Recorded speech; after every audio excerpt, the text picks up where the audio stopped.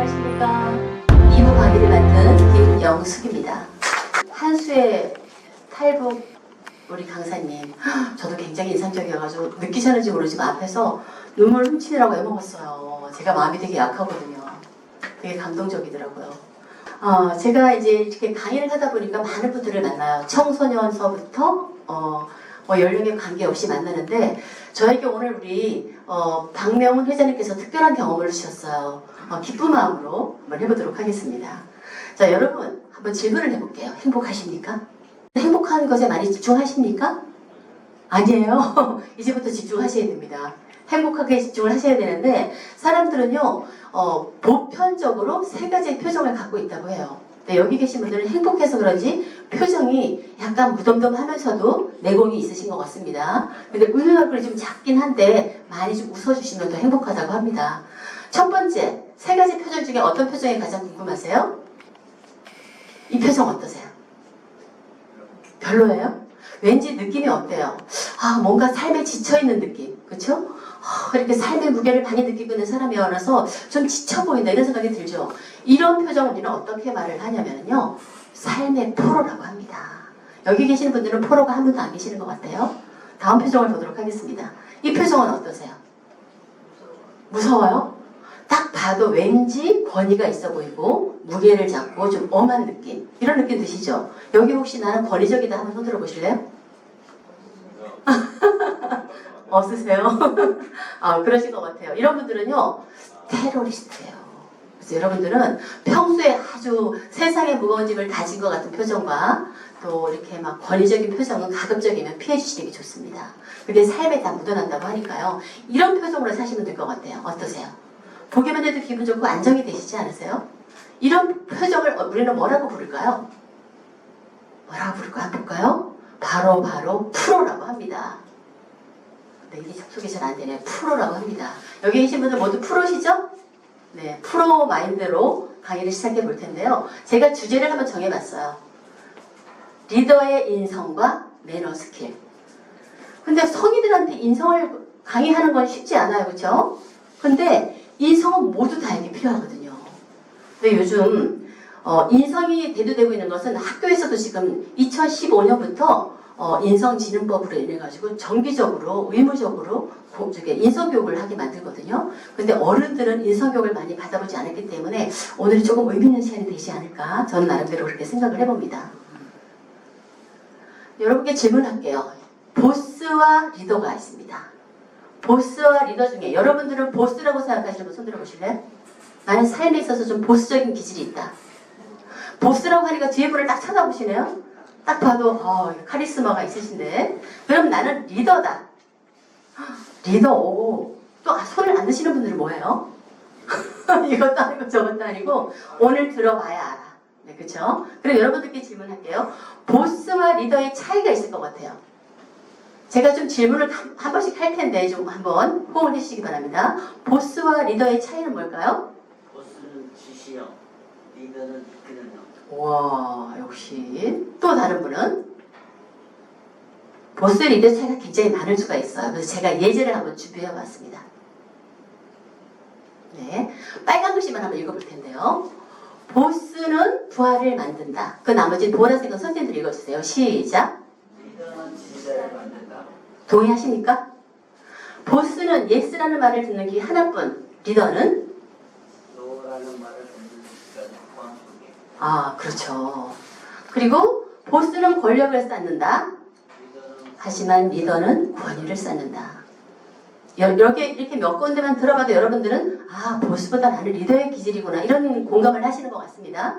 보스는 자기 눈으로 세상을 보지만 리더는 의견이 다른 사람을 가까이 한다. 리더는 대중의 눈으로 세상을 본다. 그쵸? 보스 의견이 다른 사람을 미워한다. 보스는. 그렇지만 리더는 의견이 다른 사람을 가까이 한다. 차이가 굉장히 많아요. 한 번만 더 보도록 하겠습니다. 보스는 겁을 주고 리더는 희망을 준다. 보스는 감추지만 리더는 공개한다. 투명한다는 뜻이겠죠. 보스는 나라고 말하지만 리더는 우리라고 말한다. 동의하십니까? 보스는 권위에 의존하고 리더는 선에 의존한다. 보스는 복종을 요구하지만 리더는 존경을 받는다. 보스라고 찍었으면 큰일 날 뻔했어요? 근데 우리가 예전에는 그랬잖아요. 보스다운 기질이 있다. 카리스마가 강하고 앞에서 주도적으로 나가는 사람 우리는 보스라고 말했어요. 요즘은 뭐 그 표현을 좀 달리할 뿐이죠. 약간의 겸손한 노드로 표현을 하는데 보스라기보다는 리더라는 말이 훨씬 더 나에게 와닿는다는 생각을 한번 해보게 됩니다. 그래서 여러분들에게도 굉장히 강점이 많을 텐데요. 혹시 스스로가 나의 강점은 뭐지? 하고 질문해 보신 적 있으세요? 강점. 사람들은요, 자기 자신을 자꾸 들여보지 않아요. 요즘은 계속 내가 누구인지를 찾는 해답을 찾아간다고 하거든요. 세상에서 가장 어려운 게 내가 누구인지를 아는 거라고 하는데, 저도 아직 내가 누구지 하고 하면은 명확한 답을 못하지만, 그나마도 강의를 하기 때문에 나는 누구이다라고 정의를 할 수 있습니다. 네, 여러분들의 강점을 한번 지금부터 생각해 보시기 바랍니다. 지금부터 한번 머릿속으로 생각해 보세요. 나의 강점은 뭐지? 그리고 그 강점을 생각해 보시면서 우리 자녀분들 다 키우시잖아요. 맞아, 우리 아들은 강점이 뭐지? 우리 아내는 강점이 뭐지? 한번 생각해 보시면서 한번 이 강의를 들어보시기 바랍니다. 제가 예전에 한번 더 봤어요. 내가 바라본 나만의 강점. 한 3가지만 제가 가져와 봤는데요. 저를 기준으로 한번 생각해 봤습니다. 저는 참 웃음이 많아요. 그리고 아까 보셨듯이 강의 듣고 막 이러면 감성이 풍부해가지고 눈물도 흘리고 막 이래요. 저는 매일 웃는다. 그리고 운동신경이 뛰어나고 또 승부욕이 굉장해요. 제가 예전에 초등학교 3학년서부터 6학년 때까지 탁구 선수였었거든요. 평창에 제가 고향이긴 하지만 평창에서 최고의 선수였어요. 도에 가서는 예선에서 탈락했지만 평창에서는 알아주는 김영숙이었답니다. 그리고 네, 타인을 먼저 배려하고 생각하는 마음이 생겼어요. 이게 처음부터 생긴 건 아니었습니다. 제가 강의를 시작하면서부터 제가 강의한 지가 한 20년이 넘었거든요. 강의를 하다 보니까 제 자신한테 자꾸 질문을 하게 되는 거예요. 너는 그렇게 사니? 제가 스스로 성찰을 하게 되다 보니까 나보다는 타인을 먼저 생각하고 배려하는 마음이 생기더라고요. 그래서 여러분들께 한번 질문해 볼 텐데 한 가지씩만 대답해 주세요. 우리 사무총장님께서는 장점이, 나의 강점이 뭐라고 생각하세요? 아니요, 이건 제 거예요. 샘플을 따셔도 되는데 우리 총장님 말이 그럴까요? 이렇게 피드백을 좀. 네. 나의 강점은 겉으로는 부드러운 것 같지만 강하다. 외연의 감을 그러신 것 같아요. 제가 또 아까 인사말 하실 때 내가 그걸 딱 느꼈거든요. 이게 한 가지 말씀할 수 있어야 됩니다. 우리 선생님은 뭘까요? 저도 제가 엄청 나약한 사람이 그러시구나. 아니 근데요, 굉장히 뭐라 그러지? 왜 어른들이 말씀하시는 거 굉장히 야무질 것 같다라는 느낌이 있어요. 남들한테 그런 말씀 들으셨을 것 같아요. 우리 김문정 선생님은?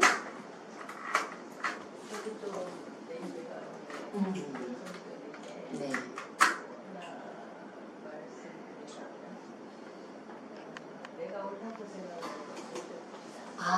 굉장히 주도적이시군요. 네. 때로는. 그렇지만 사회생활 하실 때는 그게 굉장히 강점으로 작용하기가 하는 일이 많죠? 우리 사무총장님 이제 시간을 충분히 드렸습니다. 승부욕이 강하다. 승부요. 원래 강원도 사람이. 장난하더라도 게임은 이게 되고 저렇게 봐주고 있는 거. 와, 냉철하시네요. 그러세요? 저랑 탁구대회 한번 하시면 꼭 이기실 것 같은데요? 그래요? 네. 우리 홍진화 선생님은 강점이 뭐세요? 열심히 살려. 성실성 최고죠. 우리 김정환 선생님은? 추진력이라고 풋을 봐요.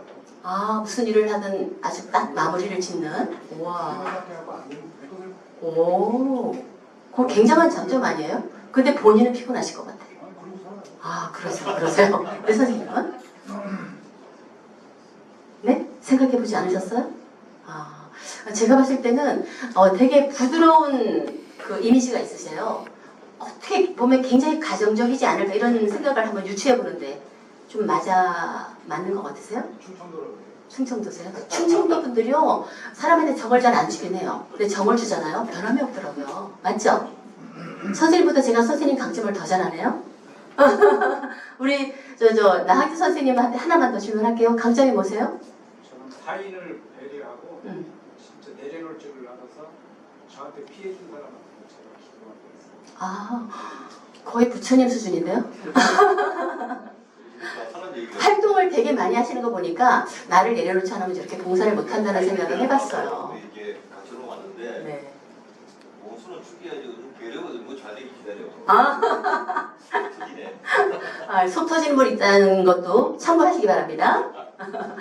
네, 그래서 우리가 계속 제가 강점을 강조하고 인성을 강조하는 이유가 있어요. 요즘은 초연결 사회에 살고 있잖아요. 그래서 AI 시대이긴 하지만 우리가 기계하고도 대화를 해야 되고 인간과 인간도 대화를 해야 되고 사물과 인간이 다 소통하는 시대에 살고 있기 때문에 내가 어떻게 유연한 생각을 갖고 있느냐가 되게 중요해요. 그래서 나의 강점은 이럴 때 한번 하나씩 찾아서 그 강점을 더 살려나가는 어떤 스킬들이 필요하거든요. 그래서 저는 오늘의 주제가 인성과 매너 스킬이 좀 적합하다고 보긴 합니다. 사물과 사물이 연결된 초연결사회라는 걸 우리 잊지 마셔야 돼요. 그래서 우리가 이럴 때는 어떻게 생활을 해야 되나 싶은데 우리 IQ 검사 다 해보셨는데 IQ가 다 높으실 것 같아요? 혹시 두 자릿수는 안 계시죠? 네, 다 충분한 IQ를 갖고 계실 거라고 생각하는데요. 이 중에서 빨간 글씨로 제가 한 3가지를 구분을 해놨어요. SQ, 소셜 큐션인데요. 사회성 지수. 저는 이게 되게 중요하다고 생각합니다. 특히 요즘 같은 시대는 더 그런 것 같아요. 두 번째, NQ, 네트워크 퀘션, 공존 지수예요.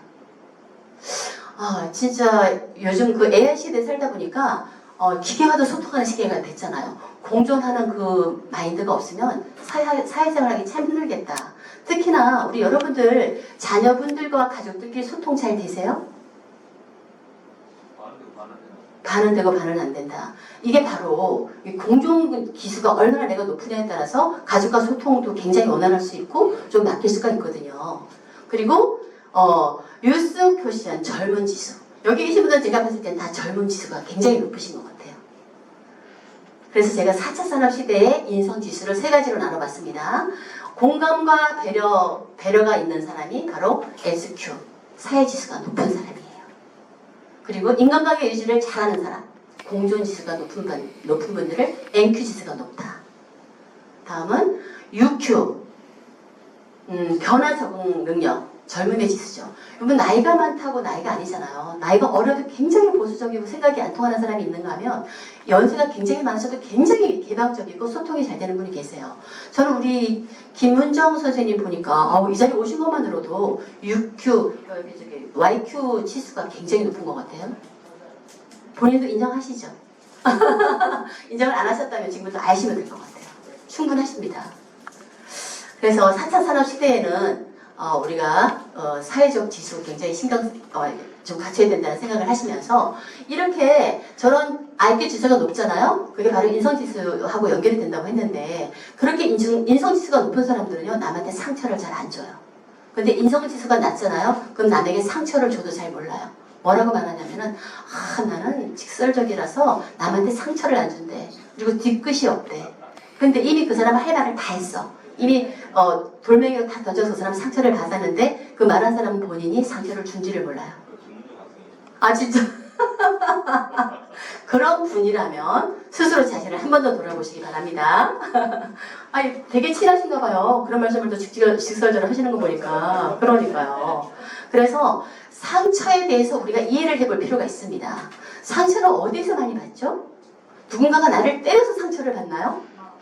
그렇지 않죠. 그래서 제가 보면 언어의 총알과 심리적 총알에 의한 상처라고 말을 해놨는데 보겠습니다. 광고에서는요. 이 관계에서의 상처는 금속 총알에서 나는 게 아니에요. 누가 총알을 콱 쏴는 경우는 거의 없잖아요. 물론 아주 극한 상황을 빼놓고는. 하지만 인간관계에서 가장 중요한 것은요. 언어의 총알과 심리적 총알이라고 합니다. 여러분 스스로가 한번 자문을 해보세요. 내가 누군가에게 언어의 총알을 쏘진 않았나? 누군가에게 내가 심리적 총알을 주진 않았나? 이거 진짜 한번 생각해 보셔야 되거든요. 제가 왜서 이거를 준비해 왔냐면은 여기 계신 분들은 지금 지도자 과정이잖아요. 앞으로 정말 큰일을 하실 리더이시기 때문에 이거는 반드시 우리가 한번 생각해 봐야 되겠다라는 생각을 했습니다. 그래서 우리는 언어적 총알과 심리적 총알을 잘 사용하지 않도록 그리고 그 사람이 어떤 상처를 받았다면 그 사람 내면을 들여다보려고 노력을 해야 된다는 거죠. 그래서 상처 이해를 잘하는 사람은요. 이런 게 있어요. 사회적 감성이 풍부합니다. 사회적 감성은 뭐죠? 공감 능력이 뛰어난 사람이에요. 그럼 공감 능력을 어떻게 확인하면 될까요? 내가 만약에 공감 능력이 부족하다. 그러면 스스로가 내가 어떤 것을 신경을 써야 되는지 한번 생각해 볼 필요가 있습니다. 공감이라는 것은 여기 써 있죠. 상대방의 감정을 이해하는 것. 여러분들은 공감을 얼마나 잘하십니까? 제가 봤을 때 우리 사무총장님 공감을 되게 잘하실 것 같아요. 그렇죠? 우리 회장님 공감 참 많이 잘하시죠? 안 하세요? 아, 왜 이렇게 겸손하세요? 겸손도 좀 지나치면 안 됩니다. 그래서 제가 한번 상대방의 감정을 이해하기. 이게 사실은 쉬운 것 같아도 되게 어려워요. 상대방 감정을 어떻게 이해를 하라는 거지?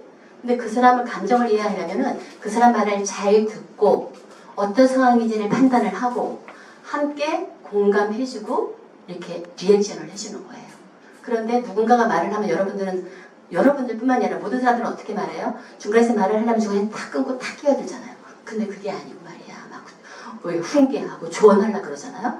근데 모든 사람들은 나한테 어떤 말을 했을 때 그 말을 끊고 나한테 조언을 해주기보다는 내 말을 끝까지 들어주고 공감하기를 원한다고 합니다.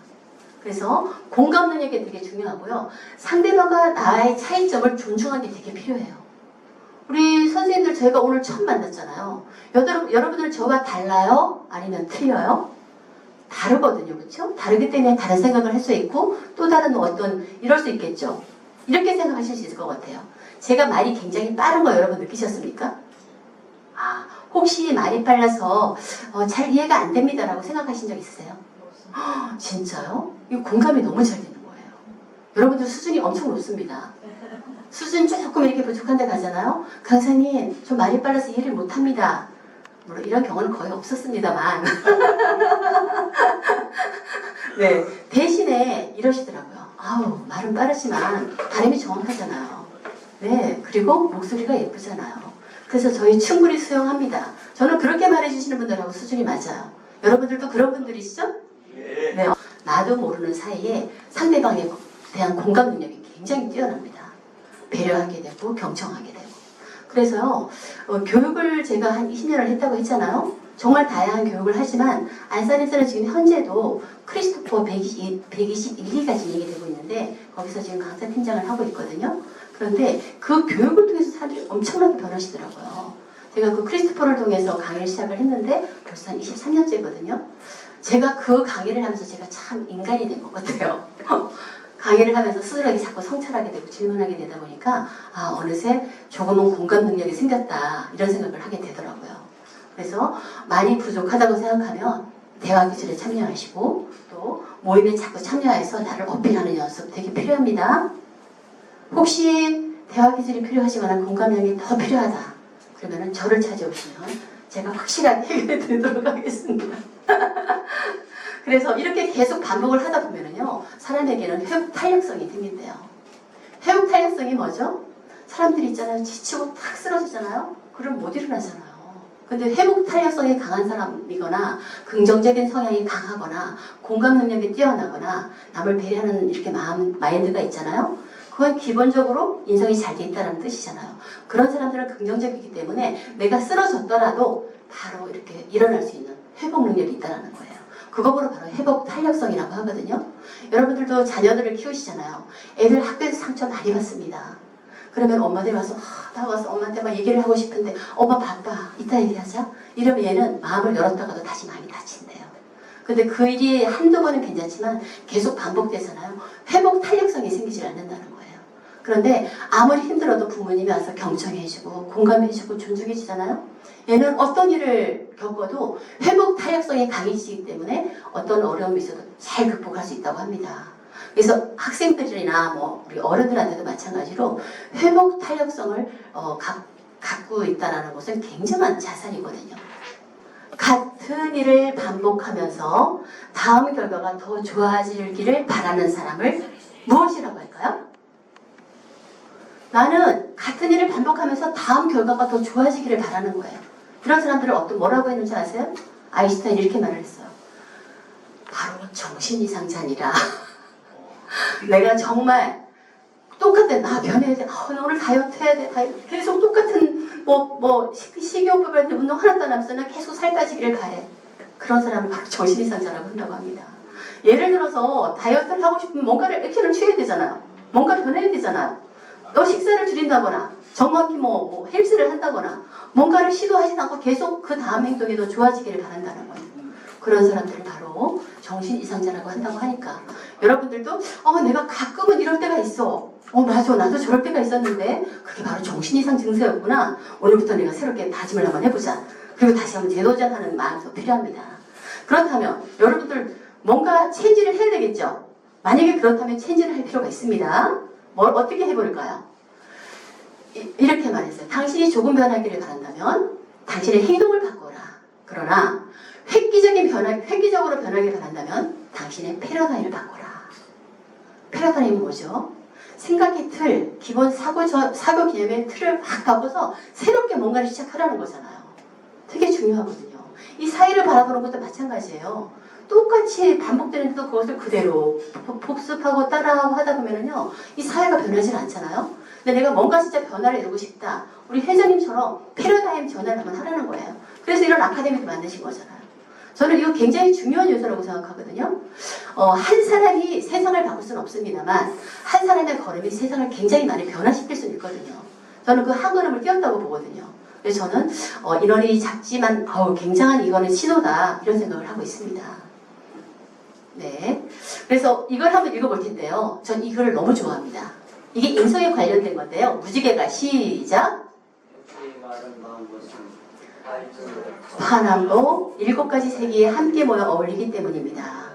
음악이 아름다운 것은 도레미파솔라시도 7가지 다른 음들이 함께 조화를 이루기 때문입니다. 한 가지 색만 존재한다면, 한 가지 음으로만 음악이 이루어진다면 그토록 아름다운 무지개도 희로애락도 풍부한 감정을 느낄 수 있는 음악도 지금처럼 아름답지 않을 것입니다. 나도 너도 우리들 모두 서로 다른 색, 서로 다른 음악을 가지고 있기에 함께 할수록 더 풍성한 아름다움을 만들 수 있습니다. 아멘. 굉장히 이게 목소리는 안 내시지만 깊이 있게 읽으셨다는 얘기거든요. 그쵸? 이게 바로 우리 사회를 얘기하는 것 같아요, 저는. 모든 사람들에게 해당되는 말이기도 합니다. 나 한 사람만 이 세상을 제가 바꿀 수는 없다고 했잖아요. 하지만 이 공동체 속에서 나 한 사람의 역할이 얼마나 큰지를 우리가 한번 생각해 볼 필요가 있다는 거죠. 그래서 저는 이 BTS를 한번 가져와봤어요. BTS 하면 딱 생각나는 게 뭐죠? 세계적인 국위 선양자, 그쵸? 그런데 이 사람들도요, 처음부터 선택을 받지 않았으면 이 자리에 설 수 있었을까요? 그런데 누군가에게 선택을 받았잖아요. 그럼 인성이 왜 중요한지를 한번 우리가 생각해 볼까요? 바로 이 8가지 덕목입니다. 인성이 없으면 이 8가지 덕목을 실행할 수가 없대요. 근데 인성 하나만 있으면 이 8가지 덕목을 충분히 소화하고 남는다는 겁니다. 그런 의미에서 인성이 되게 중요해요. 그래서 세계 최초로 제가 말했죠, 아까? 세계 최초로 인성교육을 의무화한 인성교육 지능법이 지난 15년 7월부터 시행 중에 있다.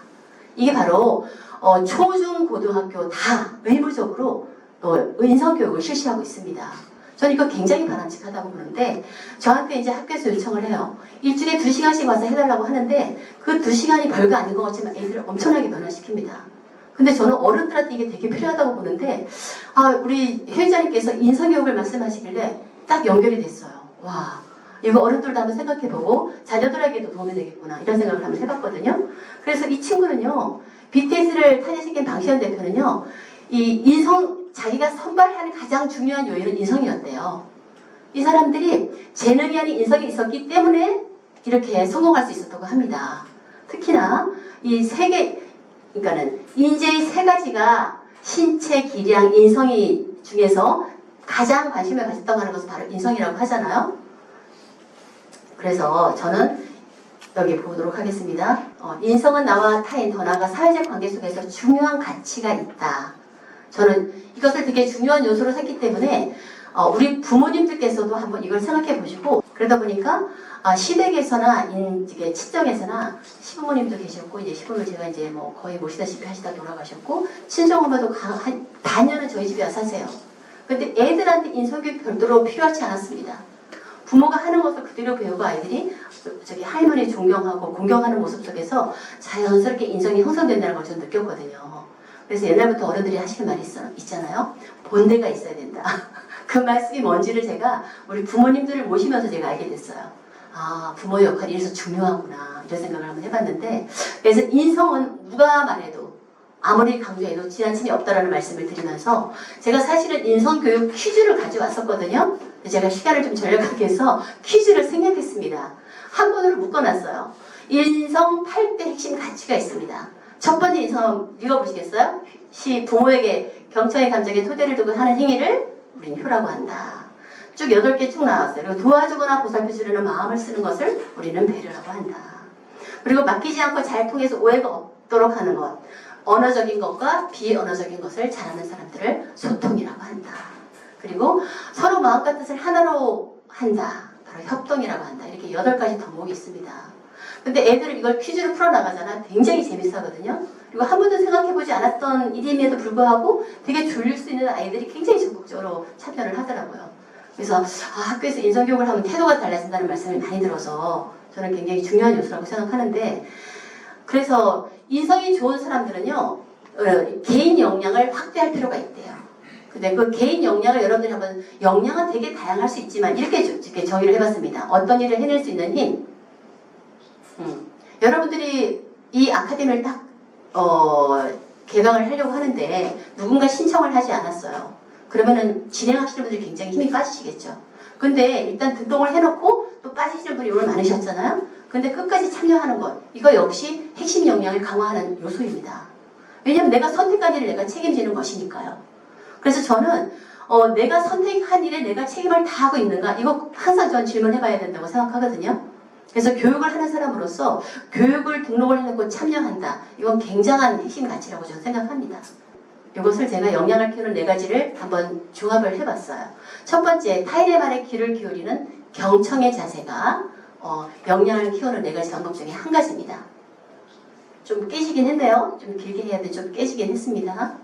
두 번째는 뭘 것 같으세요? 첫 번째 요소는 경청이다. 두 번째 요소는 타인을 이해하고 배려하는 팀워크가 되게 중요합니다. 네, 우리 회장님께 여쭤보고 싶어요. 이 아카데미를 개설하시면서 혹시 팀워크가 필요하셨나요? 그렇죠. 사무총장님의 협조가 없었으면 가능했을까요? 수강생들이 아무리 내가 좋은 교육이라 해도 오지 않는다면 그게 가능했을까요? 이 모든 것들이 사실은 팀워크거든요. 사실은 전 3번째라서 제가 막 게임도 준비해 왔었어요. 왜냐하면 3번째면 아직 친해지지 않은 상태란 말이에요. 좀 더 얼마나 친해지가 테스트를 좀 해보려고 했는데 제가 좀 자제를 했습니다. 나중에 인원이 많아질 때 초대해 주시면 제가 좀 더 재밌는 게임도 준비해 보도록 하겠습니다. 삶은 습관이다. 말은 습관이다. 사랑하는 표현도 습관이다. 이런 말씀 많이 들어보셨죠? 그래서 자신의 생각과 말을 점검하는 습관이 되게 중요한 게, 평소에 내가 어떤 언어를 사용하느냐가 되게 중요하죠. 저를 한번 따라해 보시겠어요? 말이 입안에 있을 때는 내가 말을 지배하지만 말이 입안에 나오는 순간, 말이 입 밖에 나오는 순간 말이 나를 지배한다. 이게 무슨 뜻일까요? 어떤 말을 사용하느냐가 되게 중요하다는 말이죠.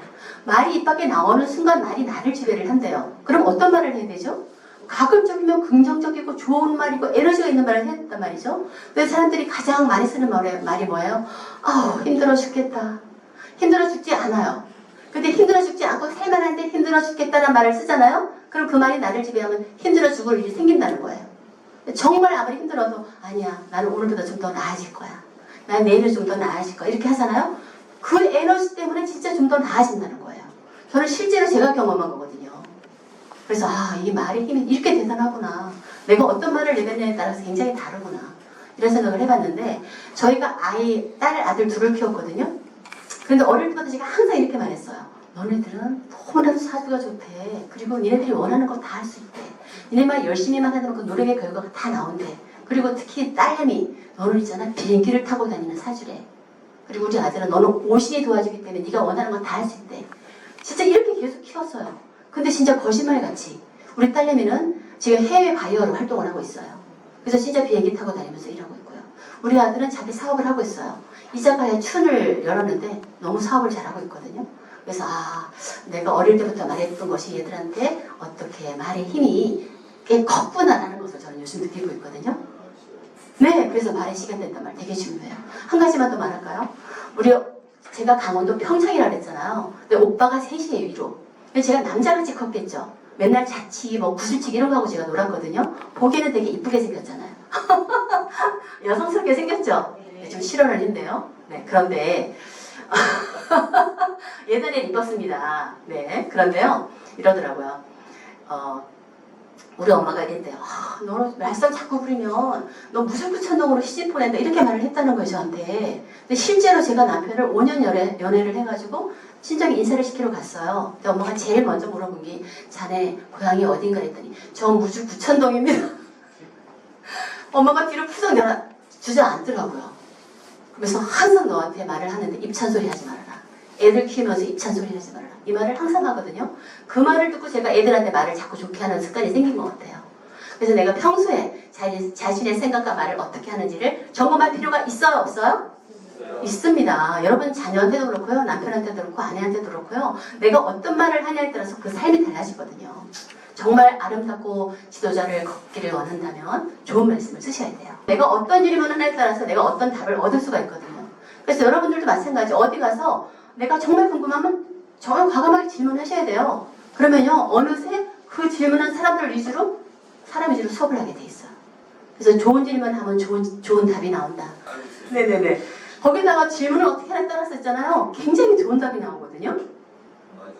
그렇죠? 네, 그래서 참 질문이 중요하다는 생각을 다시 한번 하게 됩니다. 다른 시작. 말이 입에서 나오는 순간 말이 나를 지배한다 했잖아요. 꼭 읽어주시기 바랍니다. 시작. 뛰어난 사람은 정말 뛰어나다고 할 수 없다. 이전의 자기보다 뛰어난 사람을 정말 뛰어난 사람이라고 할 수 있다. 이게 탈무드에서 말한 거예요. 그렇죠? 네, 이전에 자기보다 뛰어난 사람이 정말 뛰어난 사람이지 다른 사람의 보다 뛰어난 사람이 돼봤자 소용없어요. 계속 나를 성장시켜야 내가 발전하거든요. 네, 제가 명언을 준비하고 왔나 봅니다. 사무총장님께서 굉장히 만족해하시는 표정이시네요. 보람 있습니다. 이것도 한번 읽어보도록 하겠습니다. 쑥과 다이아몬드는 그 원소가 똑같은 산소라는 사실을 아십니까? 모르셨죠? 쑥과 다이아몬드는요, 그 원소가 똑같은 산소예요. 다만 가꾸는 사람에 따라 다이아몬드가 될 수도 있고 숯이 될 수 있다는 사실입니다. 그래서 저희는 강의하는 사람으로서 여러분들은 원래가 다 탄소지만 기본적으로는 다이아몬드세요. 내가 어떻게 가꾸냐에 따라서 정말 탄소로 남을 수도 있고 다이아몬드가 될 수가 있거든요. 저는 강의하는 한 사람으로서 하나의 씨앗을 뿌릴 뿐이거든요. 오늘 여러분들이 이 소중한 시간 내주셨는데 짧은 시간이었지만 여러분들께서 이 씨앗을 잘 받으셔가지고 좀 더 아름다운 리더로 또 더 큰 리더로 성장 발전하시기를 응원하겠습니다. 지금까지 경청해 주셔서 감사합니다.